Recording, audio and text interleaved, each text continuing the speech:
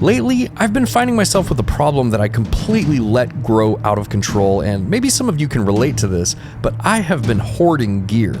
Now, don't get me wrong, I think it's absolutely amazing, and I feel totally lucky to have this YouTube channel and to be able to try out all this gear. Over the years, I really feel like a kid in a candy store a lot of the time, but the issue that I've been finding myself having lately is there's just too much stuff everywhere. I spend a huge amount of my time trying to organize things that I never use, and I think it's just time to say goodbye to a lot of it.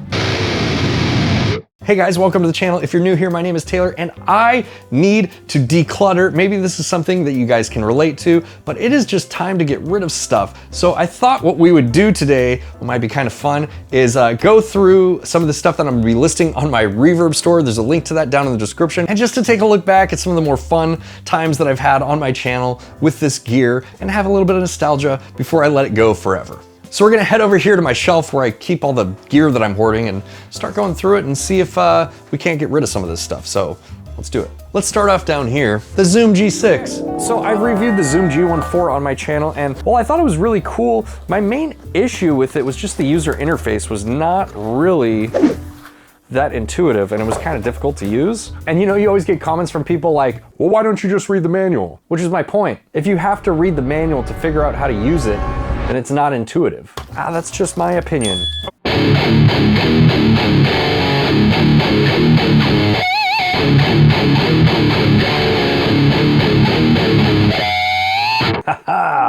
Probably never gonna make a video with this guy again. Not for any particular reason. I mean, it was a good unit. It was really interesting. It kind of surprised me. It kind of looks like it could live on the set of The Fast and the Furious. But that joke isn't funny anymore.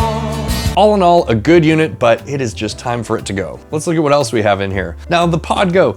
This is one that I actually really like using.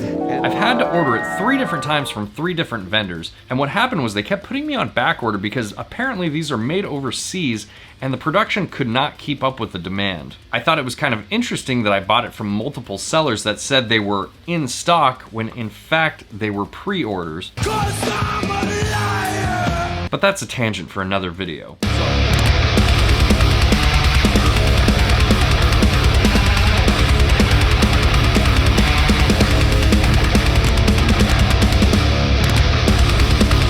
And I've made a lot of videos with this, and I think I've just done it to death. I think it's time to go. What else do we have in here? Boss GT1000 Core. You know, I really wanted to like this thing. Now, with that being said, I do want to disclaim 2 things. Number 1, I bought this. Boss didn't send it to me. I have no biases here. And number 2, I'm not going into this completely blind. I did know that the UI was a little bit different from the other things I've used, both from using the OD200, which is back here on the wall, over there. See it? It's the orange pedal. Not only that, but one of my patrons has one. Shout out to Apoplexia. And you know, I trust his opinion, and he said that it was a little weird to dial in compared to your traditional modelers.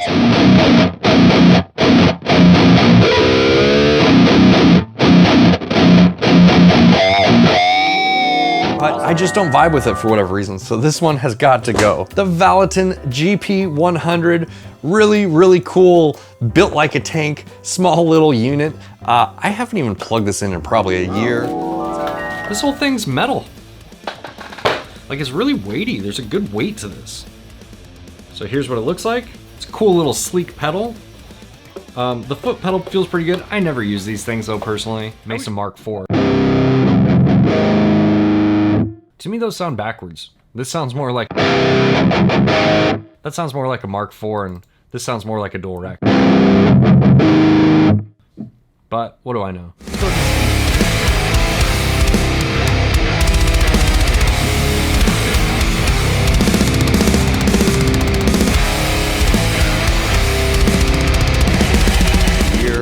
Gotta go. MG300. When these came out, I had people on my channel telling me, you've got to check it out. It's amazing what this thing sounds like. It's a tiny little unit.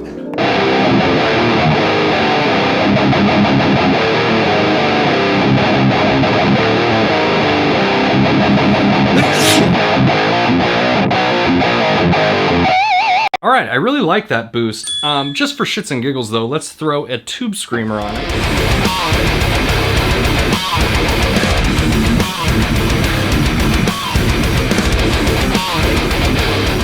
good times with this one on the channel, but again, haven't plugged this in a long time. This one's gotta go. And that brings us to one of the newer Valatin units, the GP200.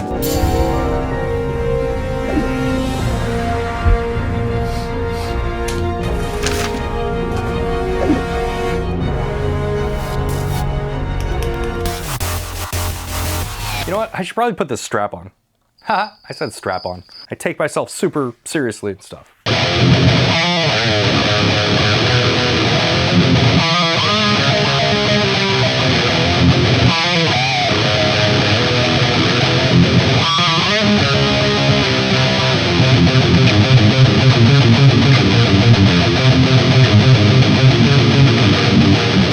Don't see myself probably plugging this thing in anytime soon, and I'd much rather have someone use it that will put it to good use, so this one's gotta go. Now moving on up here, I also have a 𝗦𝗦𝗃𝗍 MG30. So I think this is an interesting little tidbit of marketing that's going on here, because they're using terms to refer to pixels on a screen to describe the audio quality of the amp modeling, and they don't give us any qualifiers for that. Like, what's the difference in between TSAC, TSAC HD, and 2K? They don't really ever say, but you intuitively know that it's better, because 2K. Let's change this. Ooh, you can actually change it to acoustic guitars. That's kind of cool. What does a dual rectifier sound like through an acoustic guitar? Terrible.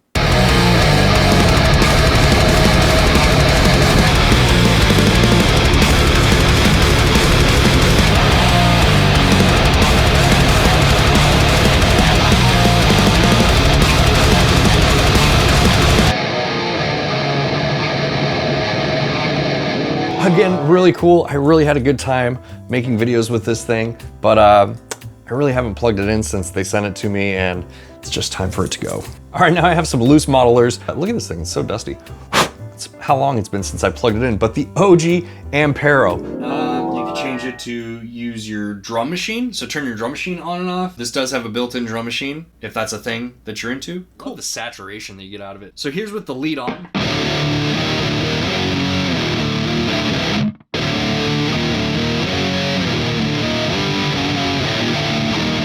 Demo. Ah!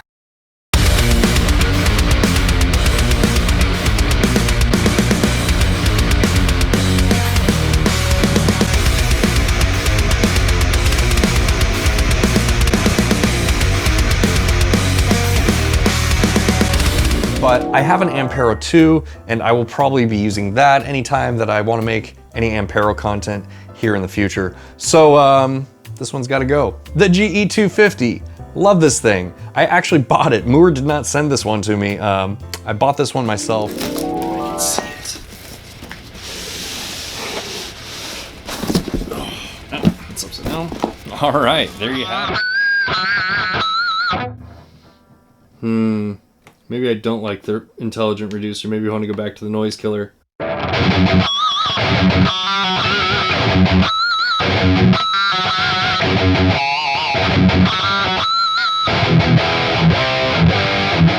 feel like they're probably gonna come out with some newer stuff though in the future, so this one's gotta go. And the last one on this shelf, the GE200. Really, this thing started my whole channel. All right, so let's give it a shot.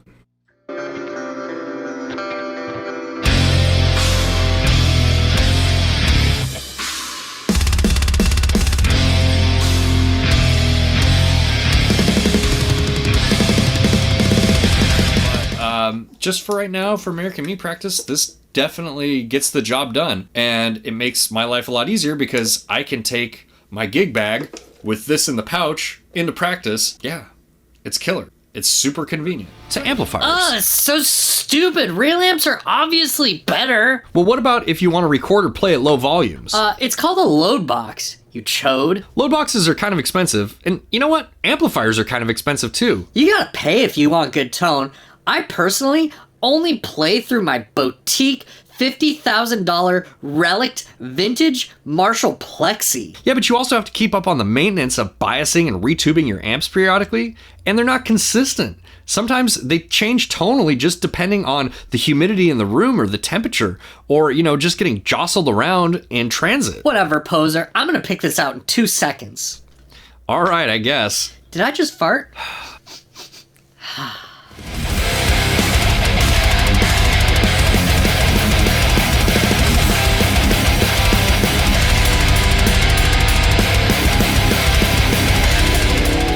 This one's pretty beat up too. It has a lot of miles on it. Like I said, I used to use this thing all the time. It was like the main thing I plugged my guitar into, you know, before I even started really dabbling in plugins. Very sentimental with this one, but again, it's gotta go.